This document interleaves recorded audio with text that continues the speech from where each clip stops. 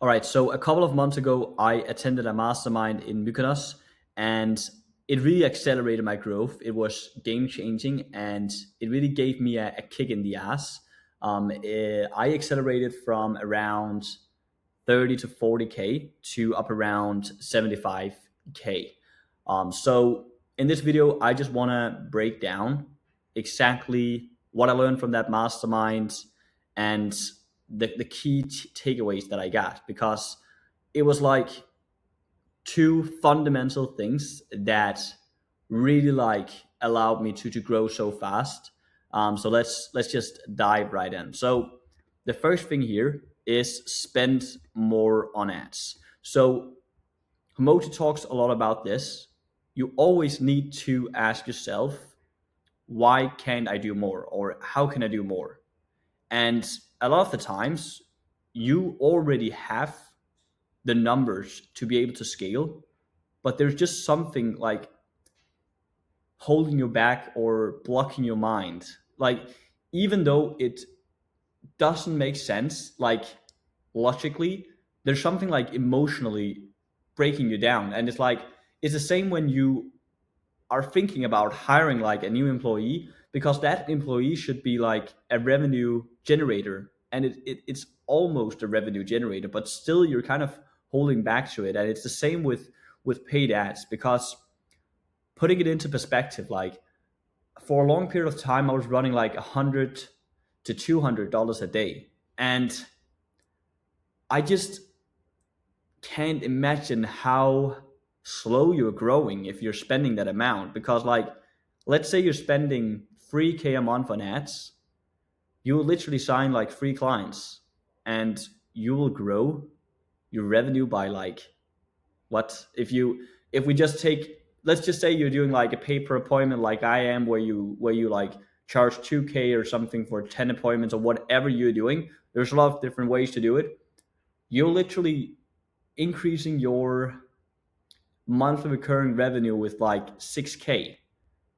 So if you're spending $100 a day, it will take you 10 months, if you don't lose a single client, to add to like get to 60K monthly recurring revenue. And that's just the exact reason why there's a lot of people that aren't growing as fast as they want to, and they keep like fishing around looking for that magic answer, when the magic is just in the work that you're avoiding, which is just bumping up your ad spend and spending more. So that was something that I was also struggling with for a long time. Um, I've always spent a decent amount, but I could never imagine going back to that number, because it would feel like I would feel so stagnant spending that amount. And imagine what I just mentioned before. I didn't even put into the equation that, let's say you have a 10% churn, you would also lose clients along the way. So often the answer is just spend more on ads. Just spend more on ads, and keep like increasing that ceiling of how much you can spend. And if you can spend more, and you know it's fundamentally down to the metrics, then go look at the metrics. So that's why I have really always been obsessing around these numbers. So first, obviously, you have the ad spend. Then you have your availability, so you can see how many available slots you have. You have your total leads, the cost per lead, the landing page conversion rate, click through rate, amount of demos booked, depending on if you run a one or two call process. Obviously, you would need to factor in intros then. Then you have taking demos and offers made, the show percentage, the total closes, total call to close, closure from ads only, and the price point, new contracted revenue, total new upfront cash, and upfront cash percentage, and front end ROAS. And really, like, the thing that you should be looking at is the contracted ROAS, because then you have full clarity on like how much you're spending and how much you're going to make in return from that. And what I really like at this point in the agency is I have full clarity on my cost per acquisition, and also my estimated like lifetime value for that client. Because let's just say this is just like hypothetically, let's say it cost me like 1,500 to close a client, and my LTV, let's just say it is not, let's just say 6K. That means I would make like a 4x from signing that client, and I would make, what would that be? That would be like 4.5K, and then there's some operationals. Let's say I make like 4K every time I sign a client. So every like dollar you're not spending to sign more clients, what are you doing? And I'm not trying to be like putting myself on a pedestal, because I could probably even spend more now, but like, it's just thinking about it. If I can sign 10 clients every month, I'm literally like, in the long run, making 40K from that profit. And that's exactly what I can now see where I'm looking at my P&L for the year, that ad spend has just generated me a tremendous return on investment. So please look at your numbers, see if you can spend more on ads, because that's often the key. Otherwise, look at your numbers and improve it. A number that has been extremely valuable for me to look at is cost per offer made, because cost per offer made really like, it really gives you a good understanding of the quality of the leads you're also getting from these ads, because that's the core thing. If you give an offer, that means you're also getting qualified leads, and if you aren't, first you obviously need to look at your cost per schedule, but also the exact messaging you're pushing out there, so you aren't just attracting shit clients, because attracting shit clients definitely also have an impact on your LTV. So that's something to keep in mind. A bit of a side tangent, but yeah, you know can you do more? If not, look at your metrics.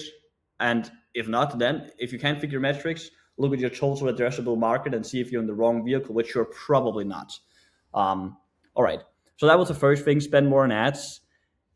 Next thing was like a super great speech. A guy doing around 250K was giving us, because a lot of like a lot of people really limited to their growth by their like limiting beliefs and what you feel like is a lot of money. So if you're just like starting out and someone is mentioning like they're doing like 10K or 20K, your mind can't comprehend it. You're like, oh, whoa, wow, that's amazing. And if you think about that, and if you put these numbers on a pedestal, you're just not going to achieve them, because you aren't going to take actions that identifies with a person making that amount of money. So he basically like just gave us a bit of a reality check, told us that we were a bunch of pussies, and what we were doing were nothing, and we had no excuse for not making more money. And it was correct, because again, this ties back to, we probably all know what we should be focusing on, but we're just avoiding it. And that's true. There's always something that you could be doing that you aren't really doing. So just like changing that mindset about what is actually a lot of money, and that just always changes throughout the business journey. Like, you always increase your minimum standard. So like, really take your beliefs, like talk with ChatGPT about it, break down the maths of actually how to achieve your goal calculated by your ad spend, and then it probably seems more reasonable than you think, or you would just have more clarity around exactly what you should be doing. Next thing then is something that were mentioned in the mastermind. It's something that I already had done prior to the mastermind, but it's something that I haven't talked about on this channel, which has just been extremely game changing for me, at least, which is hiring like a black hat VA, or kind of like an assistant. Because when you're at like 10 to 20K, and you need that first hire to like buy back your time, the best thing would be to just hire a clone of you. And what I mean by that, you should have someone that can fix all of these different tasks. They should be like, they should know everything about your business. So my VA is awesome. He's helping me with automations, with building different sheets out. He's communicating with clients. He is onboarding all clients, just fixing all fires. Obviously, not like speaking with clients like on the phone and stuff like that, but like fixing these technical issues that just keeps popping up that will take mental bandwidth for you and pull you away from the most important thing, which is spending your time on sales calls. Um, so that has been an absolute game changing hire for me, and I would definitely recommend you getting one. My goal is to have mine being like an operations manager later down the line, because I definitely think you can find talent in the Philippines, for instance, that can that it if you just train them properly and you make your incentives aligned. So I would go on online jobs ph, attach like a job form, application form, and then just get a bunch of Loom videos sent over, go through them, interview, and make this hire. So that's pretty much the key takeaways that I got from that mastermind. So hope it was valuable. See you.